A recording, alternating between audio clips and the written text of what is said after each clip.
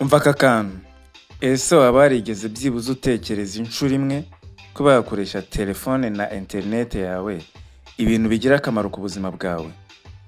Byibuze bigerageze nonaha usure website ya jbforexonline.com. Nizere ko mumeze neza cyane. Mwe mutunze telefone n'amalaptop mbazani ubutumwa bwiza bubafasha mu kuba byabaha umusaruro. Uti bimeze bite rero? Nkuko mubibona rero muri laptop yanjye ndi gukora ibijyanye na online forex trading. Ikiza kibi rero ushobora kubikora bibereye mu kazi cyangwa ugahitamo kubikora byonyine ubundi ukibonera amafaranga. Abenshi barabyibaza batse byakunda, birakunda neza cyane. Hari ikintu ngiye kugusaba kubera yuko kugira ngo ukore ibi bintu bya online forex trading no kuba ubifiteho ubumenyi. Kubigiraho ubumenyi bituma ubikora neza cyane. Muzaniye website iza gutuma ubona amakuru yose ukabigiraho ubumenyi bikagufasha kubikora neza. Uti website ni iyihe? Ni gbforexonline.com. gbforexonline.com.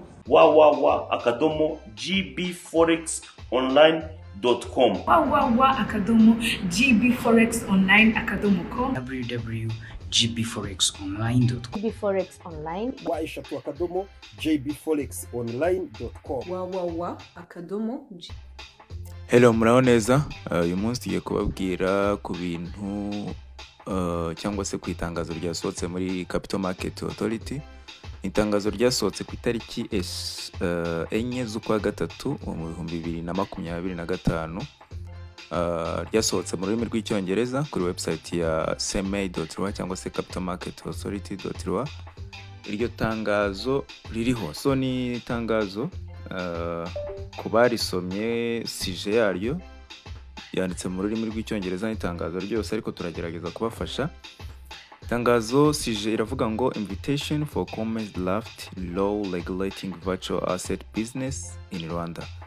Magambo make no kuvuga ngo ni tangazo riri ku butumire mu guhanahana ibitekerezo cyangwa se mu kungurana ibitekerezo ku itegeko rishyashya rishyiraho cyangwa se rishyiraho amabwiriza ku bijyanye n'imitungo y'ikoranabuhanga na business zijyanye nayo mu Rwanda. So aho hantu rero ku batabasha gusobanukirwa ibyo bintu neza, icyo bita imitungo y'ikoranabuhanga cyangwa se virtual assets ziri mu bice bigiye bitandukanye, ariko hano icyo bashatse kuvuga bari gutekereza cyangwa se bari guhanahana ibitekerezo kizashyirirwaho amabwiriza ni virtual assets cyangwa se imitungo y'ikoranabuhanga iri mu buryo bwa cryptocurrency, NFTs, izo bita gaming token na government token. Ariko ku barebye mu mbanziriza mushinga cyangwa se mu byasohotse mu mbanziriza mushinga, bigaragare ko hazibandwa cyane ku bijyanye na cryptocurrency na government token. Ibintu bya NFTs na gaming token ntago bizahabwa umwanya cyane muri uyu mushinga, ariko mu by'ukuri amabwirizo yaje abareba ibintu byose. Rero tugiye kubanyuriramo make mu magambo make nk'abantu twabashije gusoma ibijyanye n'iyo mbanziriza mushinga bashyize hanze kugira ngo abantu bazayitangeho ibitekerezo mbere yuko ishyirwa mu ngiro.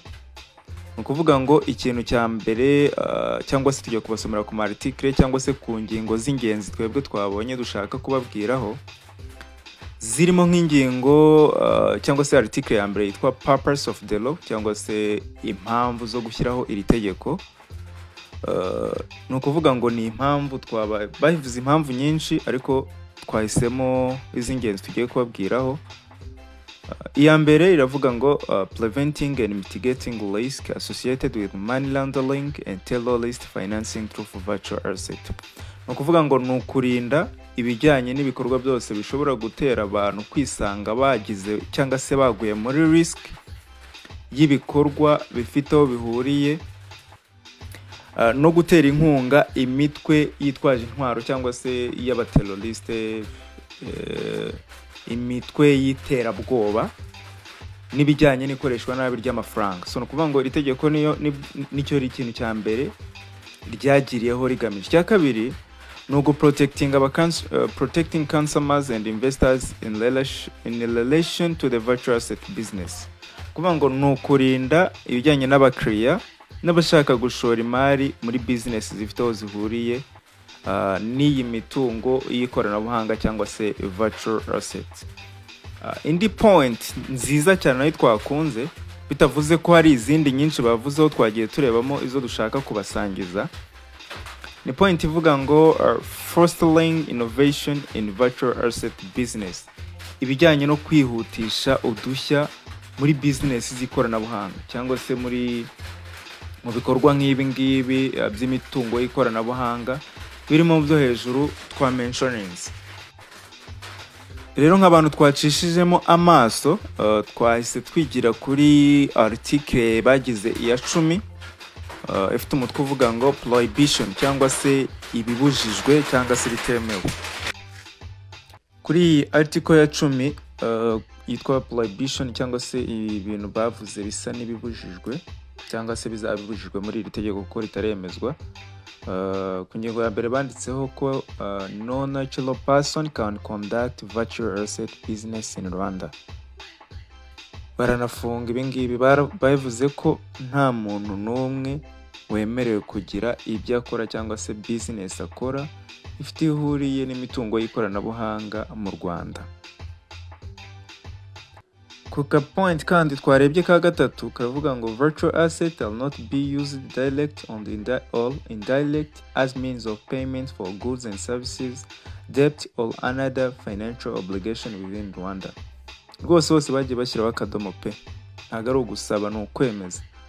Baravuga bati iyi mitungo y'ikoranabuhanga ntago yemerewe gukoreshwa mu buryo ubwo ari bwo bwose bufite aho buhuriye no kwishyurana kuri goods and services n'amadeni, kwishyura ibicuruzwa n'amaserivisi n'ibijyanye n'amadeni mu Rwanda birabujijwe. Bivuze ngo abantu mwagendaga muhererekanya, umuntu akaguha serivisi ugahita umwoherereza USDT, ibyo bintu rwose ubu byabaye.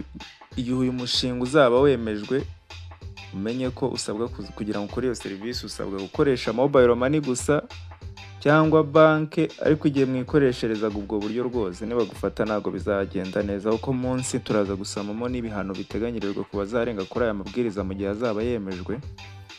Uretse ko ni ingingo nanone nagiye nireberamo zo kugira ngo mbabwireho zagira icyo zibafasha, ndaza no kuba sharinga iyo mbanziriza mushinga, namwe mushobora kujya kwisomera ama article yose, cyane ko harimo n'ibyo ushaka kubikora mu buryo bwemewe n'amategeko asabwa, ibyo turaza kubivugaho gatoya, ariko byo ntago barashyiraho initial deposit usabwa kubanza kudepositinga. So kuri point ya prohibition hari indi ngingo twarebyeho, ndabona izaba iri ku mwanya wa 4 ku bari buze gusoma iyo article. Handitseho ko no natural person or legal entity in or from Rwanda unless authorized by the regulatory authority in collaboration with other 11 relevant authority is permitted to operate a mining facility. Niyo point twarebyemo, crypto or virtual assets, ATM n'ibindi bigiye bitandukanye. No kuvuga ngo n'uwaba yahawe uburenganzira nako uretse uzaba yahawe uburenganzira cyangwa se ikigo kizaba cyabiherewe uburenganzira, ubwo kizaba cyabiherewe uburenganzira na Capital Market Authority, kuko niyo ifite inshingano zayo mu kugenzura isoko ry'imari n'imigabane by'umwihariko rikorera mu Rwanda, wemerewe gukora ibijyanye na mining facility. Ubwo ni babandi bikorera za payi, abantu bakora ibintu bya mining ntago bemewe uretse ikigo kizaba cyabiherewe uburenganzira. Ubwo niba gufata uri ku telefone uri kuvuga ngo uri ku mininga, abantu ntago muzaba muri kumwe mu gihe itegeko rizaba ryemejwe kandi rikemezwa iyi ngingo itakosohotse, kuko izi ngingo ni imbanziriza mushinga zishobora no kuba zakosorwa. So nanone uretse ikigo kibyemerewe, nta kigo kitabyemerewe cyangwa undi muntu wari we wese wemerewe gukora ibijyanye na crypto or virtual assets, ATM. Urabizi ko mu bihugu byateye imbere ho hariho n'abakoresha izi virtual assets mu buryo bwa ATM nk'uburyo dukoresha amafaranga asanzwe. So iri tegeko cyangwa se uyu mushinga w'itegeko numara kwemezwa, ibyo bintu mu gihe utazaba ufite icyangombwa rwose ntabwo uzaba wemerewe kubikora, kubera ko itegeko rizakugonga. Ikindi kintu twarebyeho, uretse ko twasanze bataragiclarifyinga neza, kandi nibyo koko kuko iyi ni imbanziriza mushinga, bazakivugaho neza mu cyo bita amabwiriza. Hari umushinga w'itegeko, hakaba n'amabwiriza aza nyuma mu kugira ngo uwo mushinga w'itegeko niba wamaze kwemezwa, abashaka kubikora amabwiriza bagomba kuzajya barakurikiza. Ni article ya 11 yavugaga cyangwa se izaba ivuga ku bijyanye na initial minimum paid upon capital requirement, cyangwa se initial deposit wemerewe kubanza gukora kugira ngo carrying out ibijyanye na business zifite aho zihuriye na virtual assets. Bavuze ku point kavuga ngo a virtual asset service provider is required to maintain an initial minimum paid upon capital. Kuvuga ngo service provider cyangwa se umuntu ushaka gutanga izi services za virtual asset hari amafaranga runaka ku gishoro asabwa kubanza kudepositinga. Aya mafaranga mbibutse ko abashaka kuzakora izi business naba agambiriye kuzarikavaringa mu gihe habayeho risk itari yitezwe, kugira ngo abakansama cyangwa se abantu baba engaged muri iyo service bataza kubigiriramo ikibazo. Kugire noneho kuri point nashaka kubabwiraho cyane ivuga ni chapter ndebye neza ishobora kuba ari ya 7, ivuga kuri faults, offense and sanctions, cyangwa se ushobora kuba yarenga kuri aya mabwiriza mu gihe azaba yashyizweho, ibihano ashobora guhura nabyo bimeze gute. Ibintu nk'ibyo ngibyo nibyo iyi point ivugaho cyane. So twarebye ku kagingo ka mbere bavuze a person who engaged in virtual asset business in Rwanda without a license commits an offense. Upon conviction, he or she is liable to imprisonment for a term of no less than 3 years but no more than 5 years, and a fine of not less than 10 million but not more than 30 million, all one of these penalties.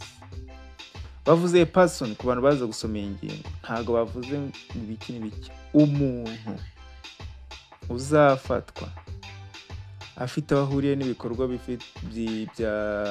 by'imitungo y'ikoranabuhanga imwe twababwiyeho haruguru, afite ahuriye no kubikora, nta cyemezo afite. Icyemezo nabwiyeho gitangirwa ni capital markets zabiri mu nshingano zabyo mu gihe iri tegeko rizaba ryasohotse. Azaba ari commit an offense cyangwa se azaba yatangiye kugongwa n'itegeko, azaba atangiye kuba committed a crime, cyangwa se azaba yatangiye kugonga iri tegeko. Igihe yabihamijwe azajya afungwa mu gihe kitari munsi y'imyaka 3 ariko kitarenze 5, anacibwa amande atari munsi ya miliyoni 10 ariko atarenze 30, cyangwa igihano kimwe muri ibyo ngibyo. Ubwo byo bizabiragenwa n'urukiko.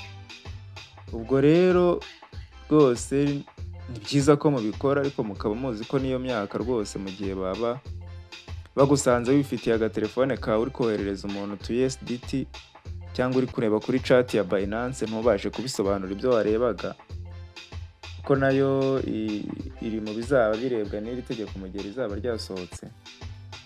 Bizaba byiza kubimenya ko niba bakwambitse kari agasaha ka leta kamwe mujye mukunda kwita amapingu, byibuze imyaka mike ishoboka ari 3 mu gihe babyemejwe n'urukiko, ariko nanone idashobora kurenga 5, cyangwa se baba bafite miliyoni 10 zawe ariko nanone zitarenze 30, bakareba ibijyanye n'ibikorwa bari gukora, wese byahanishwa igihe gihano, noneho ukaba wakisohokera cyangwa ukajya gukora igifungo.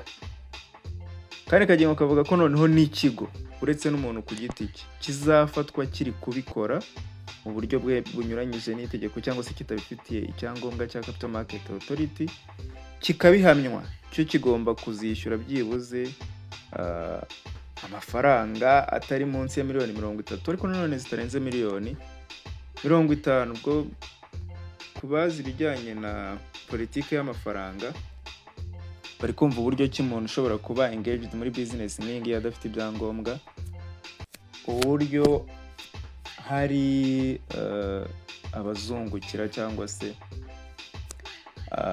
abagomba guprofitira mu gikorwa nk'iki ngiki azaba yakoze. Aba nabahe? Abo ni leta, kuko aya mafaranga nk'aya ngaya ajya kubaka ibikorwa remezo ku muntu wananiranye cyangwa se warenze ku mabwiriza. So rero ndumva ibi bintu bisa n'ibisobanutse, ariko wenda ntabwo nabura kubabwiraho utuntu dukeya mbere yuko mbabwira uburyo ki namwe nk'umuntu uri buze kubona iyi video ashobora kuzatanga ibitekerezo bye, kuko uyu ni imbanziriza mushinga, ntabwo umushinga uremezwa. Bakumva hari ikintu gishobora kuzakosohokamo, ushobora kubivuga, bashyizeho imirongo irimo nka email ushobora kuzakoresha, ukabandikira, ukabaha ubutumwa mbere. Ni ukuvuga ngo ibitekerezo byawe ntabwo ari ibanga, ugomba kubinyuza kuri virtual asset @capital market cyangwa se virtual assets @cma.rwa. iriya CMA niyo nari nshatse kuvuga mu magambo arambuye, ariko ni CMA uzakoresha. Ndaza no kubipininga muri description kugira ngo ushaka gutanga ibitekerezo cyangwa ufite aho uhuriye n'ibi bikorwa akaba yabikoraga, akaba yumva hari ikintu kidasobanutse mu gihe araza kuba yabanje gusoma ari amabwiriza neza, byose turaza kubipininga muri description. Ushobora kuzatanga ubutumwa bwe ahangaha, ariko nanone bikazaba bitarenze ku itariki 17 z'ukwa gatatu. Kuko itariki 17 z'ukwa gatatu ubwo hazaba inama izabera online, zatangira saa 4 za mu gitondo. Ubwo nayo kuyatendinga biremewe kuko izabera online. Ushobora kuyatendinga batanze link ya Zoom, nayo irahari turayibaha muri description, ku buryo ki ushobora kuzitabira ukareba ibindi bitekerezo abandi bagiye batanga. Ushobora no gusanga n'igitekerezo wari ufite cyatanzwemo. Mu buryo bwo gusoza cyangwa se ntatinze cyane, hari utundi tuntu nshaka kubibutsa. Ikintu cya mbere, virtual assets ihuye cyangwa se itandukanye na online forex trading. Abantu bajya babihuza bamenye ko bidahura. Online forex trading iyo yamaze kuba regulated, ifite amategeko n'amabwiriza igenderaho. Virtual assets ni uburyo bwo muri za virtuals cyangwa se za categories zose twababwiye, leta nayo ishaka gushyiraho kugira ngo iziregulating muri iyi si ikoranabuhanga turimo, byibuze n'abantu babikora nabyo babikore bazi ko bifite umurongo. Kandi nanone ikindi nabibutsa ni uko ibi bintu u Rwanda ruri gutekereza cyangwa se ruri gushaka gushyira mu ngiro, ntabwo ari twe ba mbere. Hari ibindi bihugu birimo za Central Africa bagiye bashyiraho n'ifaranga ryabo niba nibeshye kandi ry'ikoranabuhanga. Natwe muri Benin bavuze ko bari kubitekerezaho, ryitwa CBDCs. Muri Nigeria ho n'ama ATM arakora akoresha ama crypto. South Africa naho ni uko nguko.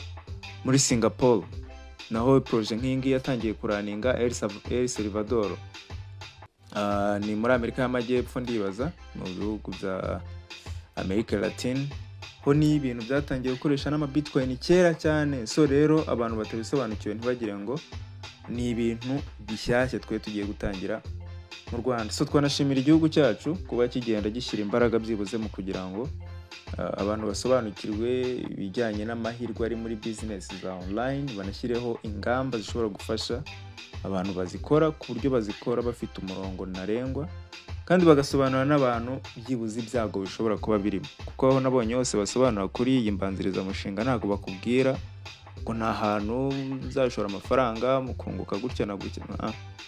Ni ibintu biteguye neza, uzabikurikirana neza ntabwo ushobora kuzahuriramo n'ikibazo. So nkuko bisanzwe abasanzwe bikorera online forex trading bakeneye mu broker mwiza, cyane ko yazanye na account cyashya yitwa crypto account. Ni ukuvuga ngo ushobora gutrading ama crypto bitagusabye gukoresha indi third parties. Ukoresheje HFM birashoboka cyane, yashyizeho crypto account. Ushobora gufunguraho account ukajya trading ama crypto kandi ukakora withdraw instantly ukoresheje mobile money. Bitandukanye n'ibindi bigo bigusaba kugira ngo niba hari ama currency cyangwa se niba hari inyungu wa makinze ujye kuyohereza ku wundi muntu, bimwe byitwa peer to peer. Kuri HFM itubikuza. Mbere yo gusoza sinabura kubanza kurangira social media zacu kugira ngo ube wadukurikirana ujye umenya amakuru agiye arambuye cyangwa se ajyanye n'ibyo tugenda tuvugaho, by'umwihariko ku bijyanye na global financial market. Social media zacu zose dukoresha JB Forex Online. Kumenya amakuru arambuye byisumbuyeho ushobora gusura website yacu ariyo jbforexonline.com, ukamenya byinshi birenzeho. Nkaho ibyo bidahagije cyangwa se by'akarusho, dufite group ya Telegram, buri gihe tuba tuyipininga muri description kugira ngo abantu bashaka gusobanuza cyangwa se kuganira ibyisumbuyeho duhuriye muri group ya Telegram, aho tuganira byimbaza nkusubize, wandika usubizwa, ikibazo udafite usobanuza. Mbibutsa kandi ko muri GB Forex Online ubu ngubu twabazaniye igisubizo ku bantu bagiraga ikibazo cyo kwiga bitewe n'amasaha cyangwa se bitewe n'aho baherereye. Dufite GMT itandukanye cyangwa se bitewe n'igihe bavira mu kazi. Ubu muri GB Forex Online dushobora kugukurikirana igihe cyose weho wabonera umwanya wo kwiga. Ubu ni weho tubwira igihe cyo kwiga, yaba mu gitondo, yaba nimugoroba saa 10 uvuye mu kazi, saa 11, saa 12, saa 2 z'ijoro, yewe na saa 5 z'ijoro, saa 7 z'ijoro. Ubwo ndi kuvuga ku bantu bo hanze muri za Canada, muri za Belgique, usanga dufite amasaha kuri GMT atandukanye. Ibyo bintu ntibyongere kubabera imbogamizi, twarabikemuye. Ubu ngubu mu gihe ufite ubushake n'ubushobozi bwo kwiga muri JB Forex Online, turagukurikirana igihe cyose weho ubonera umwanya. Get rich or die trying.